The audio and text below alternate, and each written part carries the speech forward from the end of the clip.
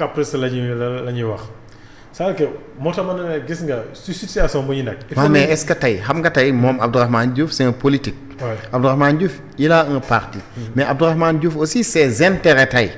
Ses intérêts tey est-ce que ci génn ci pouvoir bi ci génn ci ministère bi la nekk. non en fait gis nga tey Thierno Malick il faut que ñu comprendre nous sommes dans une situation inédite.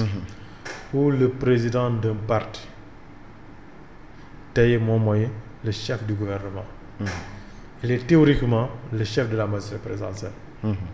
Est-ce que vous comprenez Ousmane Sonko nekkul ay ministres yoo xam ne Sénégal yàgg na ko xam. On a connu les Idrissa Seck les Macky Sall. Les Moustapha Niasse. Ousmane Sonko du ñooñu maanaam parti boo xam ne moom moo fal le président Ousmane Sonko moom mooy le chef. kooku on ne peut pas le démettre n'importe comment c'est pas possible amul président mënul jël cette responsabilité là du ko def Diomaye du ko def mais kooku tey lu mu bëgg tey am na yoo xam ne bu ko bëggee c'est vrai président mun na ci opposé woo mais bu demee ba jàpp ni lii foo mu dañ mais bu président bu ko defal moom laay wax ne il a moom am na les moyens politiques de faire de telle sorte que président bi topp ko ci lu mu bëgg il a ses moyens. Mais au cas où le président tourne le dos à Ousmane Sonko. C'est pas possible moom laa lay wax mënul nekk. Parce que Ousmane wax na ko maanaam da ngay jàpp ni président. nee na tout peut arriver quand même. da ngay jàpp ni président mën na limoger premier ministre. waaw mais Ousmane Sonko l'a dit. tout peut arriver. xam nga lan moom mën a am. tout peut arriver c'est-à-dire que le président ci boppam. mën na xëy démissionner. le président Bassirou Diomaye Diakhar Faye. bien sûr ñu bëri gis ñu des hypothèse boobu noonu même le président Bassirou Diomaye Faye. mën na xëy mais lu tax Bassirou Diomaye Diakhar Faye ñu fal ko pour un mandat de 5 ans. même pas 2 ans mu war a xëy di démissionner. non la démission xam nga ni démission aussi. loo xam ne nit ki moo koy c'est une responsabilité individuelle. waaw mais le pourquoi parce que tout démission aussi dafa am raison. waaw moom laa la expliqué nii. xamal tey fu mu toll nii situation bu ñu toll la. mais situation bi aussi Diédhiou. toll nekkul si situation bu catastrophique bu war a tax un président démissionné. parce que dafa am kenn ko am li mu bëgg mu bañ ko def. non c'est vrai que tollooguñu foofu. mais dama ne ñi bëri dañuy wax ni. président mën na limoger def son premier ministre. ma ne loolu du ko def. politiquement bu ko defee erreur la. institutionnellement bu ko defee tamit erreur la. loolu benn léegi moom président moom ci boppam. bu gisee ni man lii duma ko def.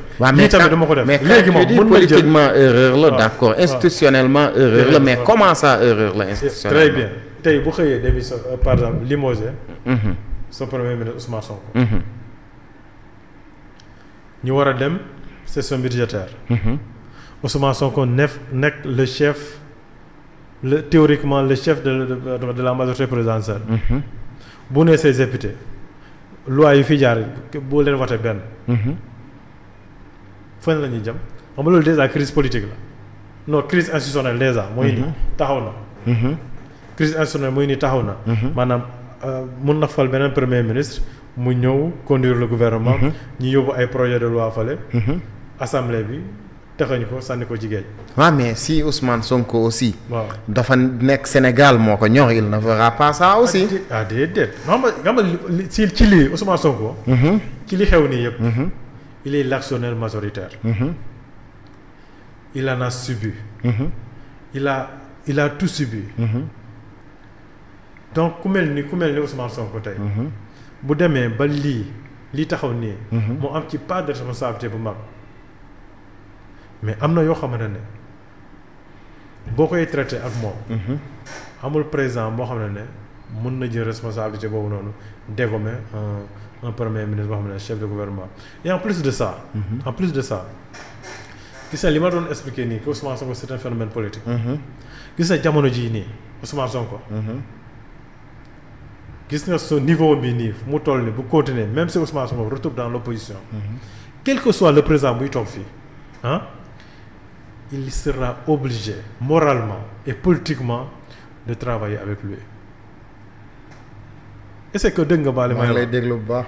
sa président boo xam ne quel que soit le président bu fi toog wala au-delà de Diomaye keneen ñëw toog Ousmane Sonko am cette popularité là président bii ñëw il sera obligé moralement et politiquement de travailler ou bien de collaborer avec Ousmane Sonko bu jéemee leneen on va vivre en tout cas loo xam ne vivroon nañ ko malheureusement gis nga ko régime bi fi jaaroon. ils n'ont pas pu interpréter ces yooyu. mais ñu avancer tuuti parce que. on a vu quand même un Ousmane Sonko qui fait encore du Ousmane Sonko. en attaquant presque daanaka tout le monde. il a attaqué la magistrature tudd na waxi complot entre Cour suprême ak yooyu noonu. attaqué magistrat bi normal il a attaqué l'APR comme mu ne leen parti criminel. on doit dissoudre même le parti mais avant ñuy ñëw foofu mais ñu taxaw d'abord sur la magistrature avant ñuy ñëw quand même ci rapport yi aussi on va y revenir mais ci magistrature bi mais Ousmane Sonko c'est quoi son problème avec la magistrature? Non, il est cohérent avec lui-même. Mais c'est quoi le problème avec la magistrature? Non, il est cohérent avec lui-même. C'est-à-dire que depuis l'opposition Ousmane Sonko a vu aujourd'hui jàpp na ni il y a une partie en tout cas des magistrats yoo xam ne dañoo participer à loo xam ne exécutif peut-être loolu la bëggoon. pour en tout cas ñi bañal ko candidature am. donc loolu la jàpp depuis l'opposition il a critiqué ça. et loolu bu mu ñëwee ba toog am na yoo xam ne duñ ko mën a wax fii. mais bu ñëwee ba toog mais il était bien prévu que dafa am ay réformes ñu war a indi dans la justice. déglu ma bu baax keroog dañoo toog fii ci réunion bi. ci émission bi. ma ne la bu ñu ñëwee am na loo xam ne dañ ko waroon def. mooy dissoudre l'Assemblée nationale. te loolu defoon nañ ko. te loolu dafa yéex. mais quand même ils l'ont fait. mais déglu dafa yéex xam nga lan moo tax dafa yéex. yéexaay bi mooy lan. dañ ko waroon def bu yàgg. mais dañ ko yéexal ba ñi dem ni Ousmane Sonko. le président ci boppam dafa ne damay ñaan le premier ministre.